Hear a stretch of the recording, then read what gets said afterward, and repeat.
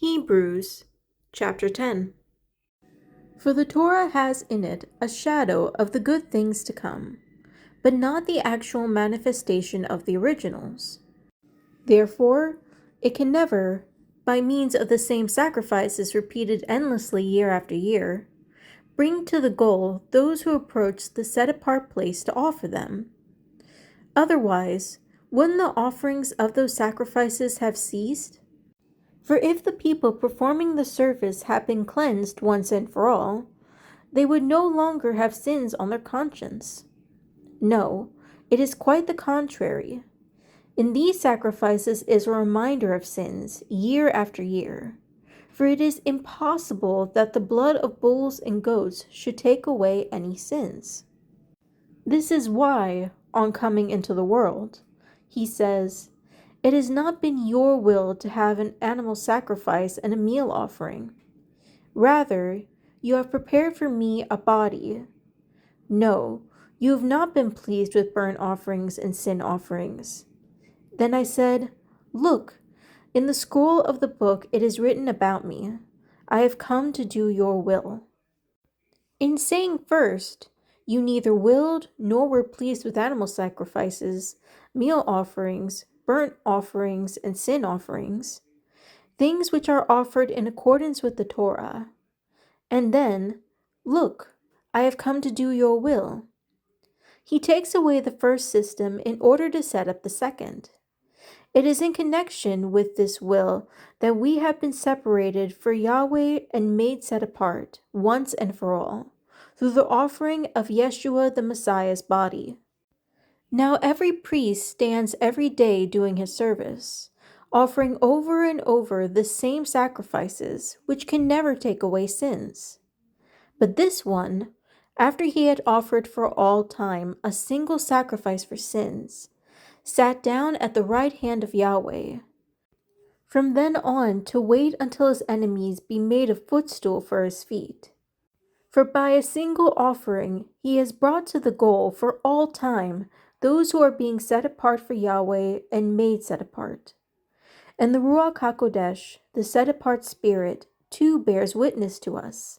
For after saying, "This is the covenant which I will make with them after those days," says Yahweh, "I will put my Torah on their hearts and write it on their minds." He then adds, "And their sins and their wickedness I will remember no more." Now where there is forgiveness for these, an offering for sins is no longer needed.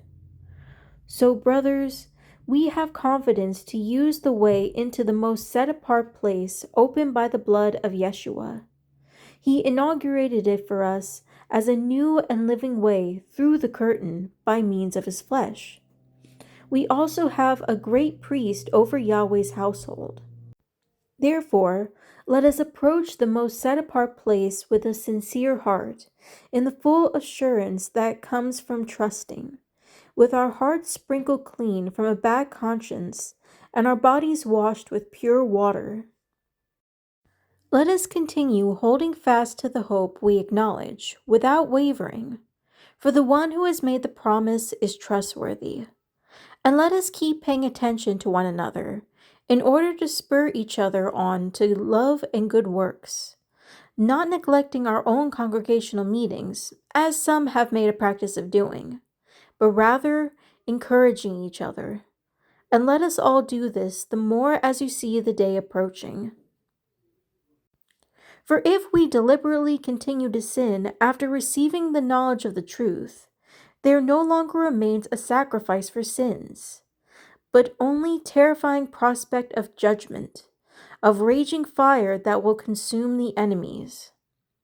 Someone who disregards the Torah of Moses is put to death without mercy on the word of 2 or 3 witnesses.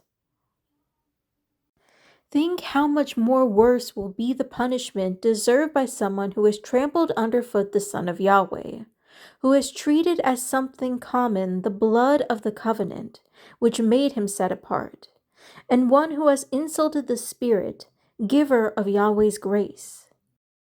For the one we know is the one who said, "Vengeance is my responsibility, I will repay," and then said, Yahweh will judge his people. It is a terrifying thing to fall into the hands of the living Elohim. But remember the earlier days, when, after you had received the light, you endured a hard struggle with sufferings. Sometimes you were publicly disgraced and persecuted, while at other times you stood loyal by those who were treated this way. For you shared the sufferings of those who have been put in prison. Also, when your possessions were seized, you accepted it gladly, since you knew that what you possessed was better and would last forever. So don't throw away that courage of yours, which carries with it such a great reward. For you need to hold out, so that, by having done what Yahweh wills, you may receive what he has promised. For there is so little time. The one coming will indeed come, he will not delay.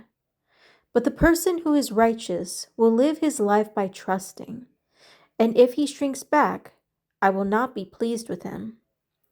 However, we are not the kind who shrink back and are destroyed. On the contrary, we keep trusting and thus preserve our lives.